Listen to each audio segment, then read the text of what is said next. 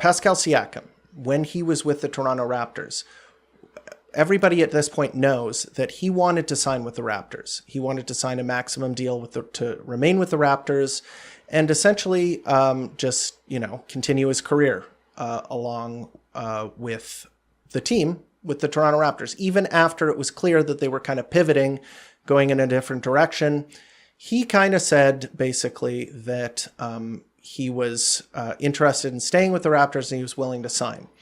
So the Michael Grange article that came out very recently, I think, was talking about how there were two voices in the front office, one belonging to Bobby Webster, one belonging to Masai Ujiri. Just quickly go to this article. Michael Grange, one of the best writers for the Toronto Raptors. Two people in the front office that were sort of at odds here were Bobby Webster, who wanted to sign Pascal Siakam. So let's take a look at this right here. An example of how Ujiri and Webster differed. It was Ujiri who was resistant to signing Pascal Siakam to an extension in the season prior to him being traded to the Indiana Pacers in January of 2024. Ujiri didn't want the risk of a long-term deal on his books for a player who he was no longer sure fit. Jesus. Let me try that again. Ujiri didn't want the risk of a long-term deal on his books for a player who he was no longer sure was a fit with Scottie Barnes' timeline. An injury to Siakam after he signed, or even just a downturn in performance, would have left the Raptors in a difficult situation. But not signing him also meant that they had less control over where Siakam could be traded as he headed into the final year of his contract, likely less leveraging for extracting a top price. Webster was in favor of extending Siakam, which would have given the Raptors more control in the trade market if they wanted to go that route, as they would be trading a player under team control for multiple years. So I gotta say here, Steve, I was a proponent of signing Pascal Siakam to an extension, and those were the exact words and ideas that I used, which I said, sign Pascal now, see how it works. If it doesn't work, you have him under contract, you can get a better deal for him. And I guess Masai kind of was afraid that it would become an albatross contract. Yeah. Go ahead, sorry. I'll just be quick and then you can go. But I'll say, I think that was a misread. And I said it at the time. I said, I think this guy is a really good player. I think giving him this contract would be a good idea. And it turns out that Bobby Webster was the guy who should have been calling the shots there. I think it would have been a great idea to sign him. Why don't you go ahead? Yeah, it's funny. I know at the time that I was in the camp that Masai was in. I was looking at it and I was like, this guy wants $45 million contract. This is going to be a really hard contract to trade if their plan is to trade it. Because if you look at the guys that are around that realm, it's like now you end up looking at guys like Zach LaVine who couldn't get traded easily.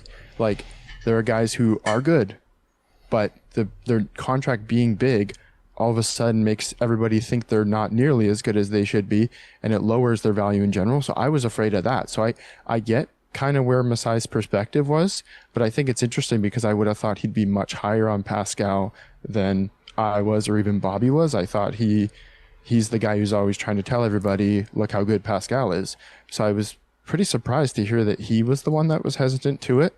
And I guess obviously in retrospect, it's pretty obvious that Pascal would just continue to be a good player and his value would probably still be high, because the main reason that he had low value was because he was expiring. It had nothing to do with his ability. Yeah. It had to do with the fact that he was just an expiring contract, and his market was limited because only a couple teams he would give that guarantee to. I think people were, he won't go to the Kings because he won't agree to re-sign there. I mean, who would? Mm-hmm. Who would agree to re-sign with the Kings? And the Kings package, in my opinion, sucked. They weren't offering anything premier. They weren't offering good draft picks. So he helped almost dodge a bullet with that. Same with the Hawks. Yeah, Hawks exactly. package. If you look back at what they were Yeah. offering, Kobe Buffkin and what else was his name? I think we mentioned this the other time, but Yeah, AJ Griffin no longer in the league. retired at 21. Yeah. And DeAndre Hunter, who had a really good season last year before getting for traded to the Cavs. his standards. 20 point per game is pretty crazy. Yeah. Not quite the 3-and-D player that he's supposed to be marketed as, whatever, but that was the package we're looking at. We're like, okay, I think at the time he was averaging 15 point per game for several years. It wasn't an impressive package, but he wouldn't agree to go anywhere except he agreed for Indiana. And I think the package that they did squeeze out of him being a expiring player was a fine package, but I do agree that him having more years on his contract probably would have netted a bigger return. How much bigger? I'm not sure at this point. If we would have had to wait an extra year, I think the love that he's getting right now, he wouldn't have had because he wouldn't necessarily have made a playoff run. Right. He wouldn't necessarily He's have not in the spotlight. Exactly, right? And I think him getting to the right situation allowed him to be in the spotlight and allowed him to shine. And I think there's some Raptors fans who are upset, like, oh, we traded a Eastern Conference MVP for nothing. It's like, well, he wouldn't have been that if he was stuck with us. Hey, when they're still tanking. Well, I mean, if the direction hold of on, the team whose was team are still you on tanking- here? I'm just being realistic. Yeah, I'm just kidding. That's bang on. And there's another thing is that I don't want to say that Michael Grange would, be selling lies or peddling anything other than the absolute unvarnished truth, if you're watching. But let's just put it this way. Bobby Webster is the guy here now, okay? This is the guy that they want to make look good, okay? He is the person who has the position, and Masai is the guy who's left. So, let's not just assume the best in everybody. This could just be, maybe they didn't agree completely, but it's pretty cut and dry the way that they put it in this article. And the Masai, with the benefit of retrospect, was dead wrong, right? So, and Bobby looks like, an angel here. Oh, he was trying to hold on to Pascal. He just wasn't able to convince Masai. Well, I don't know. Maybe, or maybe not. But, it's a good...